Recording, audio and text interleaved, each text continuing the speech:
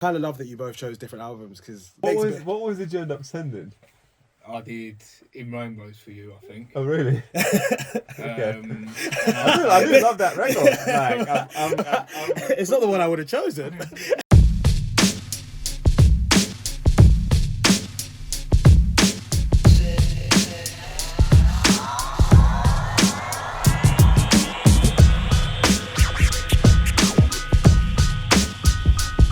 Hello and welcome to another episode of the Vinyl Resting Place podcast. I'm Dapo Agiri and I am very, very pleased to be joined by Good Health, Good Wealth, aka Bruce and Simon. What are you saying, boys? yo, Good. Nice to be here. Yeah, nice to have you. Thank you so much for joining me. For those at home who don't know you, or those that do and are listening because it's you, can you let us know who Good Health, Good Wealth are? We are a duo from London and Lithuania. London, Lithuania. Yeah. Nice combo. well, but it's like I've been here 14 years now. Yeah, it's your basic combo. Yeah. So, and I moved here when I was 18, so I've nearly almost spent the same amount of time in London as I have in Lithuania. Do you feel more London or Lithuania at this point in time? That is a good question, actually, and that is, I've actually wrote like a little bit of music about this conundrum. Okay. Of like my own stuff. He's already plugging himself. Yeah. The title might explain it a bit, because it is a bit of a conundrum in your head, and the title of it is A Man From Nowhere. How come you came over? To go uni and to go uni was like the technical reason, but when you're 18, you're from a small country, you're like, I just want to explore, I just want an adventure. Fast forward, you're in London now. How do you guys meet? How does this become a thing? So we met through a friend of mine who basically we started as a punk band. Okay. To cut a long story short, started as a punk band with my mate who worked with Simon in, what was it, Tom Man? Yeah. Tom Man, yeah. And I was like, I was in Benidorm one day, right, and I was like, you know what, I might just start a band randomly. Met a couple of geezers that played some instruments, and I was like, yo, Henry, you want to start a band? He was a drummer. He was like, yeah, I know this guy Simon. So we met up in the pub. Simon didn't turn up for hours. So we think we would be half cut. I nearly didn't show up. That's mad. Because I forgot. I was on a job that day, and I completely forgot that we had this meeting, and I was like, like they text me, and I was like there assisting this photographer, and I was like, oh shit. But then but then it all worked out. They just like, yeah, go man, just fucking do it. Like it's fine. And how you met Henry, which is also quite funny.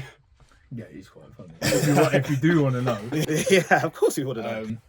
It was a job that I'd done years ago, but also did get a call up to do one quite recently, and it's embarrassing because it was a One Direction tribute band. Wait, who were you? I was Harry. Who are you, fuck? No, well, you had long I hair. had the long hair. But isn't it funny how like you went, like the fact that like, do you know what, I'm gonna start a punk band now. It says so much about like the fucking state that you was in, you know what I mean? Like, It was hard work. You know what, we had a lot of fun though, and I met a lot of very, very good friends of mine doing that job. Yeah. And it was such a random thing. I'd never sung on a mic before until I'd done that job. Really? So if I hadn't done that, you probably might have not wouldn't been doing ever. this. Oh, yeah. So I'll take One Direction. That's mad. Yeah, it's crazy, right? That is crazy. Like, it's just it's an experience though. Like, how many times and how many people get the opportunity to do something like that? Honestly, of the bingo card of things that I thought you were going to say today. No, you wouldn't have written that one. We might have to edit it out. I keep it secret. You start working together. You're making music together. How do you land on like what is the sound of Good Health, Good Wealth now? Because it took a few years to be honest, like because how many years have you been going? We met in 2014. So what is that? It's about 11 years. Yeah, 10, 11 years now. Wow. Yeah. But it took a while because like I at the time I didn't even have a laptop. Like I didn't even know that there's like, you told me about FL. Do you know what I mean, about Fruity Loops? And I was like, what is that? Because you was making beats on FL. So like, we were basically exactly the opposite. Simon had a guitar and this amp that was like as big as my bedroom, and I had this old Dell laptop that I made beats on with Fruity Loops. So it just meant we didn't have a lot that we could work with. Yeah, of course. So the punk band was more out of like necessity of how we can make music, and then it sort of it progressed into another thing. We got other members of the band, whatever, and then we realised it was a lockdown thing. We were like firing ideas back and forth and using a bit more samples rather than being in the room. Yeah, and then it just opened it up to so much more like just interesting, different sounds that you could kind of merge the two worlds of what we like together, rather than kind of me saying something over some other people's music. It's more like merging the two more. Yeah, and this you're not stuck in like drums, bass, guitar, vocal situation, which we were before. Yeah. Which is like so much like that was never neither of our niches. Sort of bag anyway. Like we you know we liked all of that stuff, but realistically, it was not really us in a way. So when lockdown happened, the band kind of, I think our drummer left at the time as well. He left just before. Really. Around that time. So we kind of, it was all a bit up in the air. We did get Tank to do the, I'm messing up the timeline, but Good Health, Good Wealth has actually not been that long. It's still quite fresh. Yeah. And we were still finding out what Good Health, Good Wealth was while we were putting tunes out. Yeah. As you should. Like, that's the only way to go through the creative process, isn't it? Like you've got to trial and error. Yeah. Do you feel like you've settled on that sound now? It's always evolving. To be honest, we still don't know.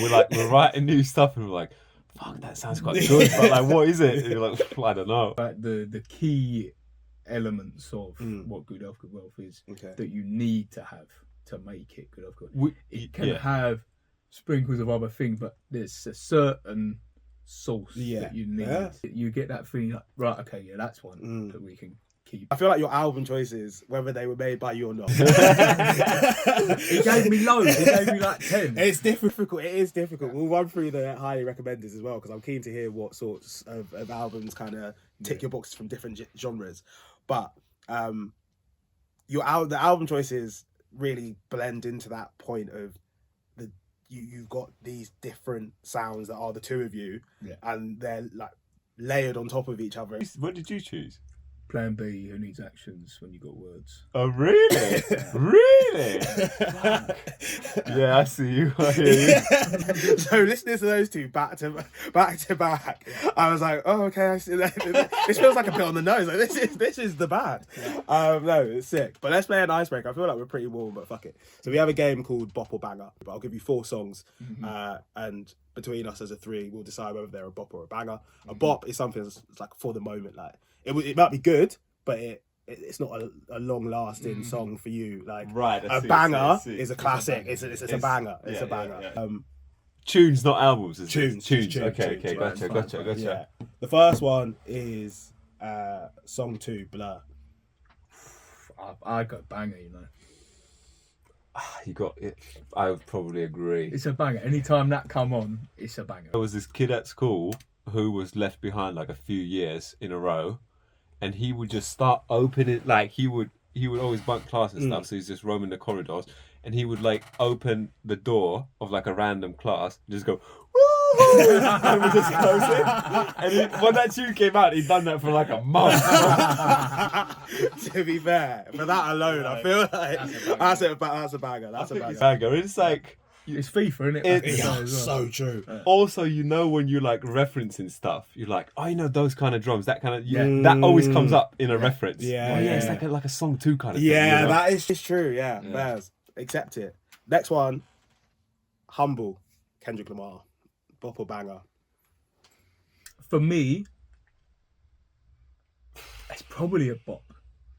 I feel like I struggle slightly with Kendrick. I think he's one of the sickest, but sometimes he gets a bit too much for me. Yeah, I hear it. Humble, I don't know if you put it on now, it's a banger, though, isn't it?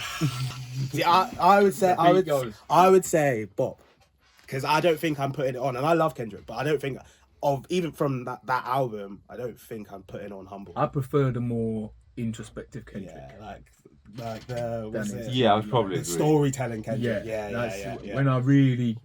When he's going more Andre 3000 world. Yeah, I would say Bop as well. To be honest, I remember I did listen to that's the record with the.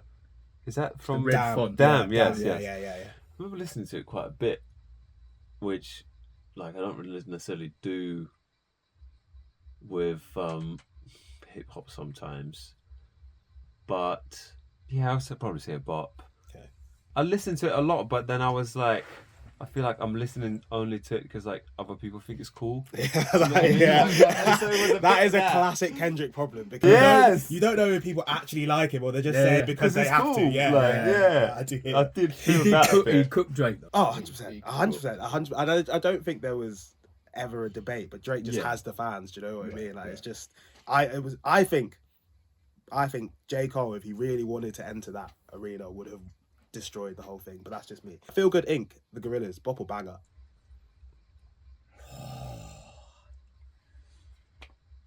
Do you know what?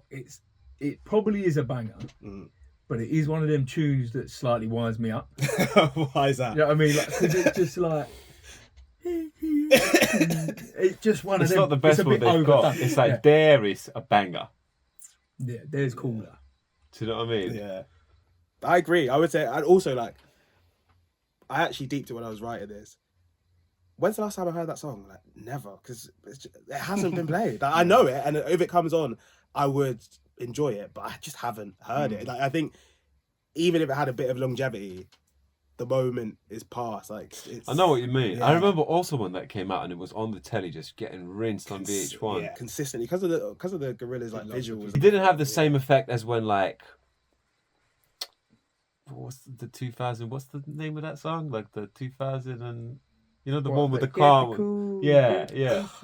When that came out, it had a different effect because you're like, what is this? Yeah, that was pandemonium. So sick. Yeah. I remember when that came out on MTV. I was just like, me and my sister would just sit there waiting for it to come on for hours. Like, what is that flipping tune called? 2001 XL or something. 2001. Is that 2000/1 or something? 19,2000. 19,2000. Yeah, That's it. That's the one. Yeah. Can that be a banger if you can't remember the name of it? And then final one, Turn the Page, The Streets. Oh, it's banger. I'm from Lithuania. We didn't have the streets growing up. It's such an English thing. Yeah, but you've been here 14 years. I know. But I feel like it's a growing up thing. I came into it too late, and it's like my brain just doesn't get it. No, I do understand, but I think it's one of those things that it's embedded in British culture. Like just that little like melody. Yeah, that tune particularly, I fucking love it. It's unbelievable. It's unbelievable, and I just think. It's what we forget how fucking small we are sometimes. There's a whole world who just have no idea who Mike Skinner is, and it doesn't really matter to them. But I would say banger every single day. Yeah, and to be fair, that nostalgia element leads quite nicely into your album, Bruce. Because as I said, the boys couldn't decide on an album, so we do have two today, and I think that's great because like there's going to be some debate. There's going to be some. I am going to ask you whose is better as well. That is going to, and we won't leave here until we've got that. So. What's the cover of your one? I'm trying to place it's like him sitting in a grotty flat with hands on. Plan B, and what is it? Guitar. Who needs actions when you got words? It's his first album. Yes, it is his first album. It's a debut album. You probably ain't even heard it, bro. No. Bro, to be honest, I've probably not even heard it. I haven't listened to that album in years. I did not expect you to pick that. I thought you were going to pick something by the streets or something. But that's too obvious. It's too obvious, is it? Yeah. And also, it's or like not... Tom Waits or something, but you didn't pick that Tom. either. Well, that might be later. Oh shit! So, why Plan B? Why this album particularly for Plan B? What was the thought process behind it? To be honest, it was just like it spoke so much to me growing up as like a sort of. So I was like a little chavvy skinhead, like.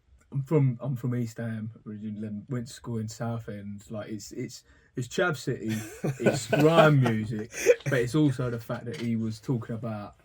It wasn't just barring. It was stories. Yeah. And that gripped me so much from like an early age of like because I love films, and I love music, and having the kind of imagery of a story along with, and you can sing as well. So it's the two together. Because me, like back when, I mean, I don't as much now, but I used to love I used to listen to a bit of like Justin Timberlake, all that stuff as well. Like, I'm here for and it. he Yeah. almost Say it had, with pride. Yeah. But he's not exactly. Aged well. Yeah. But at the time, but Plan B kind of hit both them angles, and I feel like that album in particular, just because it was so raw. I love the later stuff as well. Defamation is a masterpiece. Yeah, that's probably the album best. But for me personally, that would be, when I deeped it, I was like thinking about it. Like when I was in school, I love, people always compare us to the Streets, and I've scratched that off my. It's an easy one, and I know it.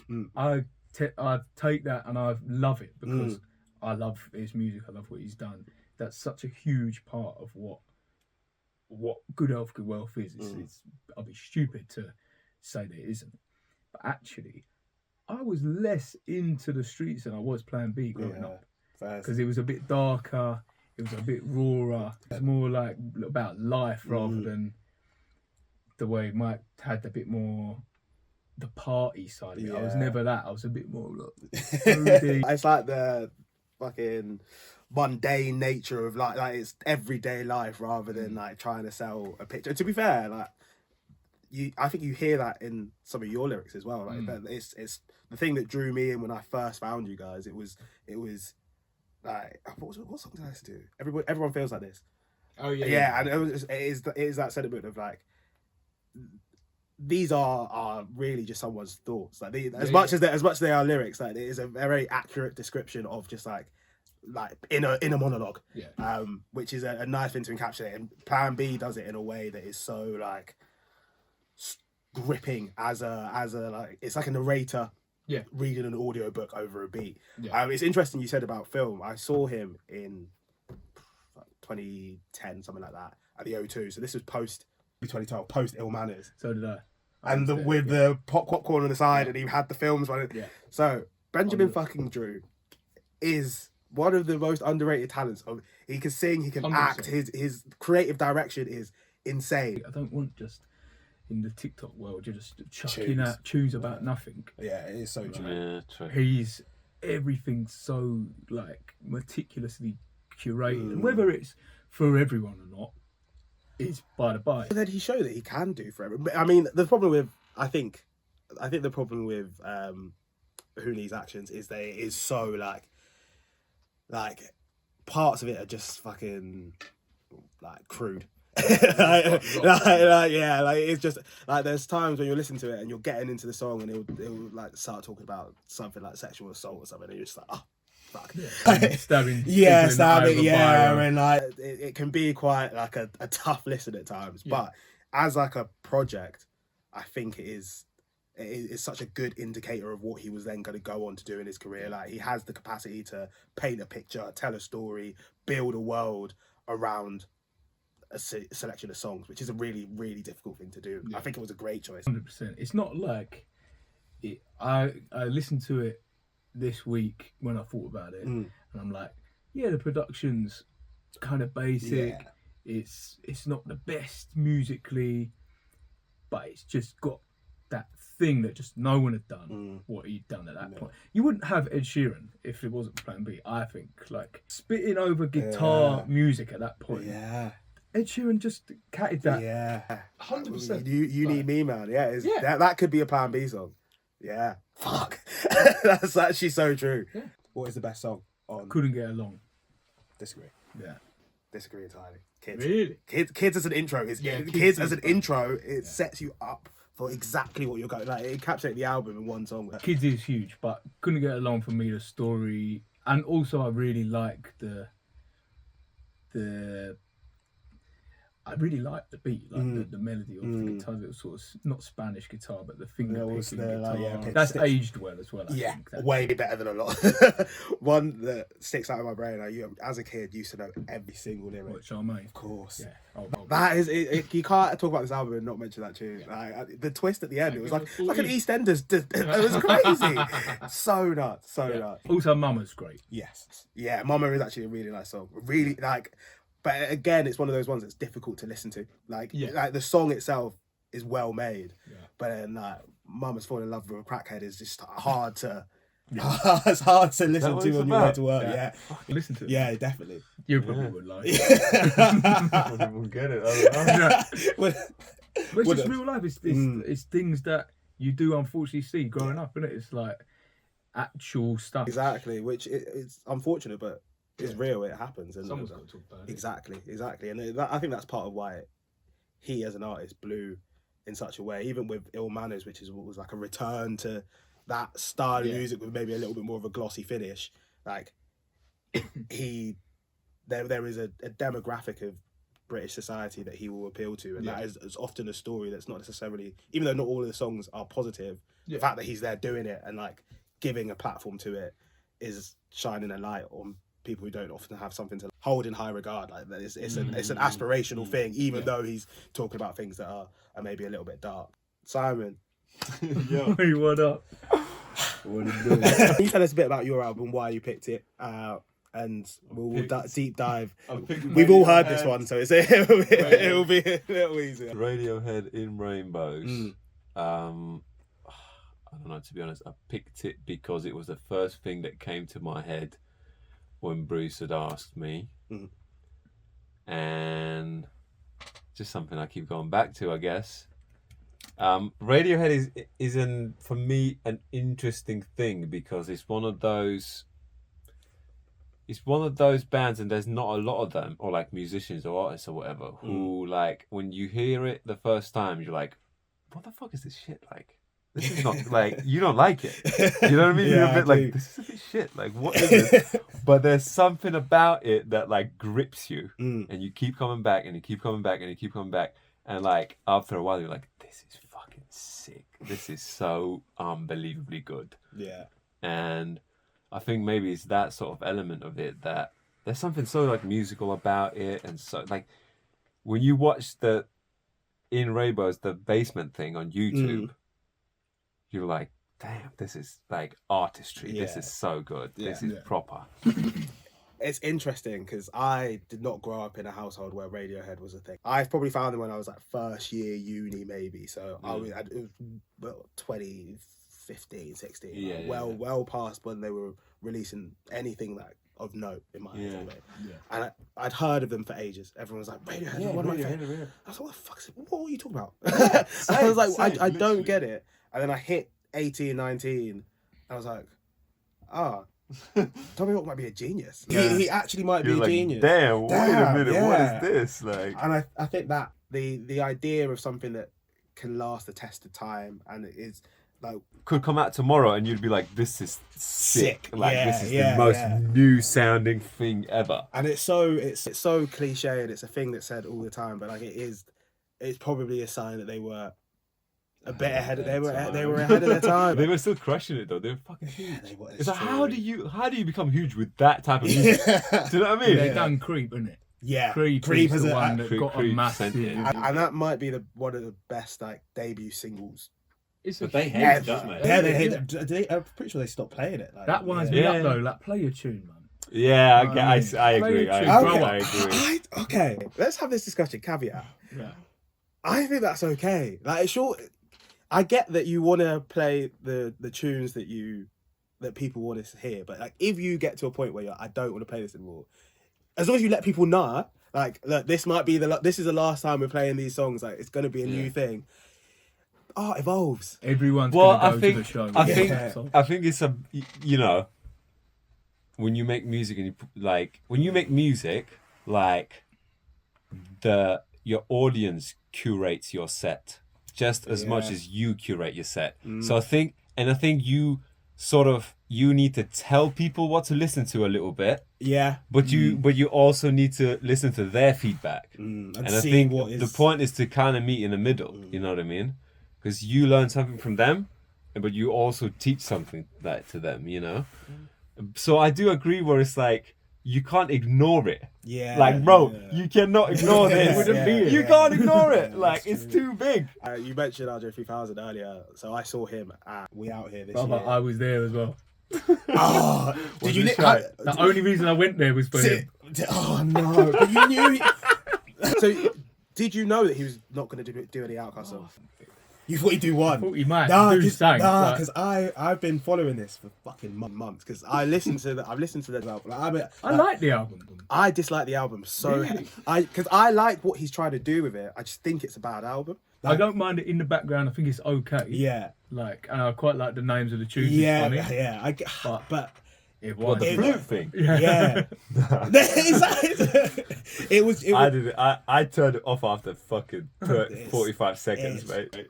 It's fucking trash. But then we were there, and I stayed through. One of my mates was fucking getting food, so we were stood. It's an improvised album, so it doesn't even what he was playing there isn't on the album. Yeah. Oh really? So it's just him fucking around on this flute, and honestly, people leave it in their droves, because just one.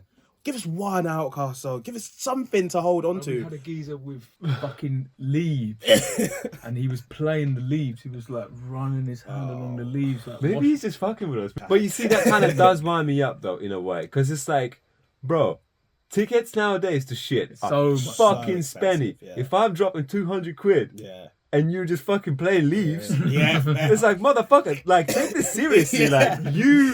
Like, you know what I mean? It's like you have a responsibility, bro. Yeah. You do. You know what I mean? You've been chosen by God to be the special human being. You have a responsibility, like hold up to it, you know? But then he went with Big Boy, so can you play Outcast? I mean, Outcast is massive. I've literally got a blooming Outcast t-shirt. Like I love him, right? And I love Andre. I love Big Boy. Yeah, of course. But can you do it without both of them?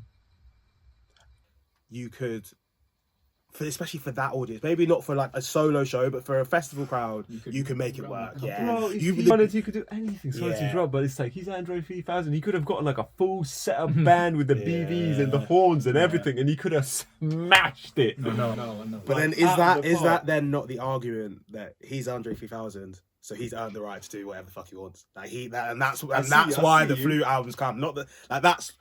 I kind of understand it from a career path point of view. Like he has evolved, but Like the album, cool. yeah. Don't play it if I've gone all the way down wherever we were. Wherever I went to see you. Yeah. Don't play Leaves at me. Yeah. But I did see him walking around and dapped him up before the set, and I was like, you know, that's good enough. That is because he's fair. like. Fair. You touched him. You Yeah. touched me. Actually touched his hand. That's insane. I was like, yo. And he was like, cool, man. He was exactly what you wanted him to be. Like. He's still the guy. Yeah. No disrespect to Andre. He's the goat. Yeah. We say these things with love in our heart. Yeah, we say it because we love care. him. Yeah. Because we love him. Yeah.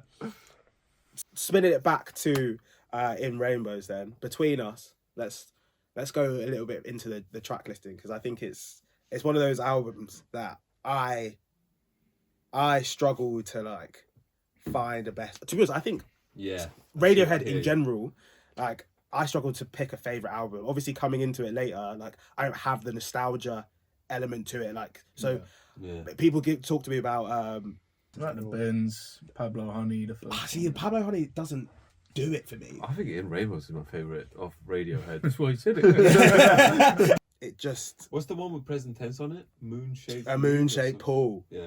Actually, I don't mind that one. OK Computer. Everyone is like Raving about it. and it doesn't. It's got tunes on it, but it's like It doesn't sit with me, and I'm like, is it just that I wasn't there, and like I don't know. when did that come out? 97. That's crazy. Yeah. Bro, That's I was crazy. We were 5. But I don't think I was born. when you drop that album now, though, it could still come out and still be quite groundbreaking. Any of them could. They are groundbreaking amazing, fucking music. Yeah, I guess. they are. Yeah. It's not actually. They're not anywhere near like what my top artists are at all. But as like musicianship, creativity, like you can't deny it. Beat it. Yeah, They're unreal. They are sick. And I have a question, because I might get cooked for this, but I just want to. So like, I have a theory that just because you're revolutionary doesn't necessarily mean that you're good, right? And this is the argument that I use is for the Beatles, right? And I think that the Beatles, let's just say the top Beatles albums are amazing. Don't get me wrong, but they made so much music, and so much of it changed the landscape of music as we see it, and like it was a precursor for things that have come in the years since. But like if they were released now, or even 20 years after, or whatever, people would look at them and be like, "Ooh, I don't know about this." They're not great albums, but they were just revolutionary. And I'm not saying this is for like Sgt. Pepper's. I'm talking like the full catalogue. As we sit down, there is maybe the lower 50% of it, the lower 75% of it ain't great. It's not that good. But then because of the Beatles, everyone's like, "Oh, this is fucking amazing." And like revolutionary doesn't always equal best quality. Where does that sit with you, boy?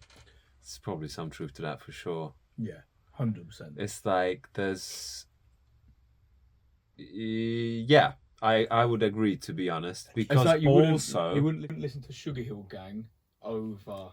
That's a fucking great example. Love Sugar Hill Gang, great. They're like them Curtis Blow, them like That's early true. hip hop people. Amazing, but that's it's goofy. Yeah, it is. So it is a time and a place thing for some things. I think that's not maybe quite the same as the Beatles, because I think the Beatles, if you bring out Eleanor Rigby today, it's still a cool tune. Yeah, you know what I mean. And they still stand up as songs. Because they're classic songs. They had they're tunes just like, as well, but like they had a lot of shite as well. And I think they made a lot of music, and I again didn't grow up in a very Beatles household, so it was like a lot of older deep dive and discovery. And don't get me wrong, I found so much that I adored. But then I found myself listening to so much shite, and I was like, "Is this the Beatles?" Wow, Everyone's this is just me. why? I hear that. I hear that. I would rather listen to Oasis for me. I would. But again, you know what? Like, and that they're just Beatles, B-Tech Beatles. Really. Yeah. No, you know. But also, they're the best. it's like a one lot of my of favourite bands ever. But a lot of it is like the cultural, nostalgic, whatever thing that you said earlier. You know what I mean? It's like you listen to Oasis rather because Beatles are they're like 100 years older than you. They come from a world that you've never touched or seen or been to, or like, you know what I mean? It's all of it is so kind of alien to us. Whereas Oasis is so much more closer, like your brain just gets it more. So you're like, I like this. Yeah. And like I think that's the thing with Beatles. They're, for me, not a Beatles household at all. No, I same, think to be honest. like at all. And the like it's just too long ago, too far away, too like I'm like, yeah, they got kind of tunes, but I'm like, well, I'm not bothered by it in a way, you know? Yeah, I agree. No, it's good to get his take. Stones for me was more vibes. I'm more of a Stones guy for sure, because it was dangerous. It was a bit more like it had more like rock and roll to it. When I was a kid, when I discovered or whatever the Rolling Stones, for sure, like versus Beatles. Beatles are cooler against like people's like the general kind of. Like Rolling Stones were like arty fucking kids from the suburbs, you know what I mean? Which is kind of lame. Beatles were 4 lads from Liverpool. Yeah. Like they packed more punch in a way, but like musically and stuff, I feel like the Stones did it more for me. Yeah, I can respect it. I see it. This is where I contradict myself, because then I would probably put the Beatles over the Stones, and I'm like, I've just spent 20 minutes saying about how much trash music they've made. Everyone back in the day made trash music. Yeah. Yes, That's another thing. Now I feel like things get so filtered and so purified, and the stuff that people drop is so bloody good. And you're like, fuck. You know what I mean? I feel like because with the computers, with the internet, with everything, first of all, everyone's a better musician because you can learn from YouTube, from whatever, yeah. you know what I mean? And it just everything gets purified so much more in this day and age. Back in the day, you learn 1 chord a month, and you're like, this is great. So I feel like you end up writing a lot more crap. Are we in the best era for music now? Well, anything good also has its Negative. negative. Now more people are making music. Yeah. So there might be a. We've purified it, but it's also like there's so much bloody good shit now that everything gets lost. Yeah. Oh, I don't know. We're in the best period. Hopefully, because we're Sort of the 80s was the best period. In about like 6 months' time, when we've blown it will then be the best period. Yeah. We're about to enter next Friday. One of our fucking single drops. We will enter the new millennia of music. It'll be generational change, boys. It'll be generational change. Let's talk about your music, because I'll be open and honest. I came into this as a fan. I think I put Rich as one of my albums of the week, or projects of the week, maybe like 6 or 7 months ago. So I really, really like your sound, but then I feel like what you said earlier with the kind of development of you guys and what you can kind of hear it as you go through. Like comparing a song like Guinness to Everyone Feels Like This it's almost like two separate artists, right? Mm-hmm. Where along the process are you now? What should people expect to hear from a Good Health, Good Wealth show? Definitely a mix and match from the new. Are we teasing the project yet or not? We can do. Exclusive.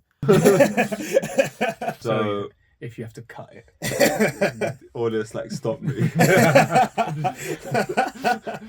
So we are planning to release a set of songs this year. Exciting. That will be a part of a single project. Mm-hmm. And actually, he's treading very carefully. Actually, we've already started releasing this project. Mm-hmm. Correct. Okay. So to come back to your question, what can people expect from this project is, yes, I think they can definitely expect the full scale of Good Health, Good Wealth coming from more sort of a little bit even kind of heartfelt, genuine, honest, more like maybe mellow, softer sounding things, personal things, going to more punkier, aggressive, dancier, funnier stuff as well, and everything else in between, kind of thing. So yeah, I have no information whatsoever. No, that's really. It's got all the music on it, and there's sound, words. Very like a politician. Yeah, super diplomatic. Exciting though, and I think as fan point of view, I'm glad that you're keeping some of that range in there. Do you know what? To answer your question less politically, we are still working on it. Like, we have the tunes that are going to be in it, but some of them are not finished. Yeah. And I think the reason why they're not finished also is because our sound is so broad, and we are still probably kind of figuring out ourselves as musicians and artists along the way. So like, it's still, still very kind of, I don't know, in the process. And like, the thing with us and our sound is because it does have that big range, and people sometimes go, oh, what is this, what is that, I didn't really expect this, or didn't expect that. We are still trying to work that out too. Do you know what I mean? We're just making music, and the way it comes out is the way it comes out, and then we're like, what do we do with this?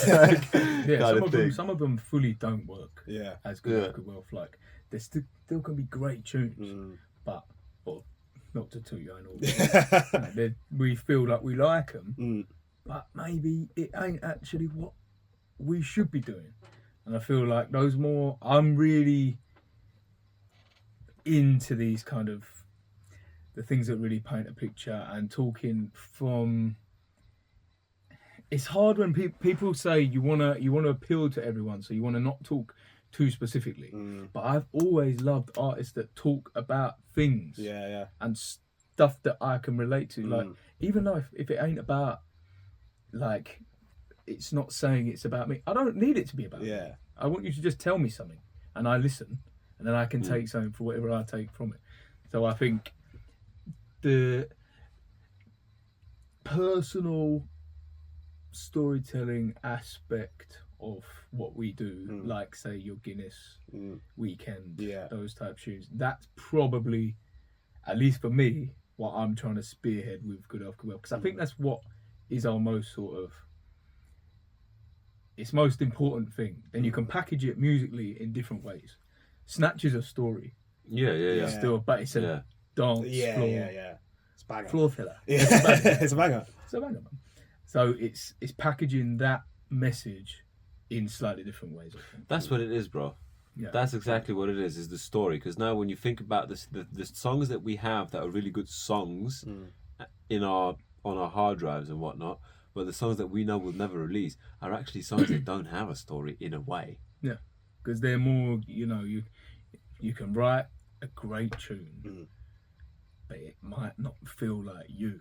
Yeah. Yeah. And that is one thing I think you do very well, is get both of your personal, like, it feels like you. Like, I was watching the Full Circle live video, and like, obviously settings are great, and like it's a nice visual, but the tune itself and like just the, I don't know, balance of you guys performing it felt like you were putting yourselves across on screen, and I feel like that translates in the music, but then like in the wider package of what you are as a band, like one of the things that draws me in is that relatability, is the, like, you feel like you're getting a snapshot into like who these people are and like the reasons why they're making the music.